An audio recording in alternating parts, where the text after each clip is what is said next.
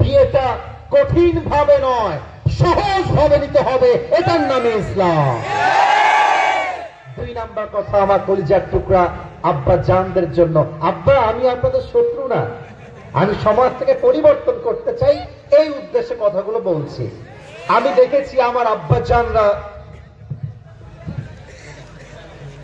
দাড়ি আছে, টুপি আছে, সাদা সাদা দাড়ি, সব দাড়ি সাদা হয়ে গেছে।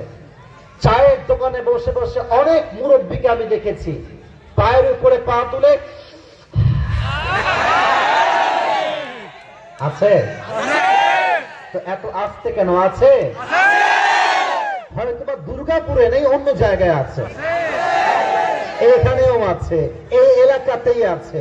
তাহলে আব্বা জান, আমি আপনার পায়ে হাত রাখলাম আজকে। আব্বা জান, আপনি যদি বিড়িখোর হন, আপনার ছেলে গাঞ্জাখোর হবে। আপনি নামাজি হলে আপনার ছেলে নামাজি হতে পারে। আমার আব্বা জান, আপনি চায়ের দোকানে বসে কাঁদবেন না, এটা হয় না। এখানে এরকম কেউ নেই, এটা আমার ভালোবাসার বিশ্বাস। যদি কেউ থাকে এই ওয়াজটা পৌঁছায় দিবেন যে আসিফ হুজুর বলে গেছে এলাকার চায়ের দোকানে মুরব্বী যদি বিড়ি টানে, ওই এলাকার ছেলে প্রকাশ্যে গাঞ্জা টানবে, হুক্কা টানবে। আল্লাহ আমার বাপজানদেরকে বোঝার তৌফিক দান করে করেন সবাই, আমিন। রাগ করলেন? এত আসতে না বললে হয়? রাগ করলেন? দ্বিতীয়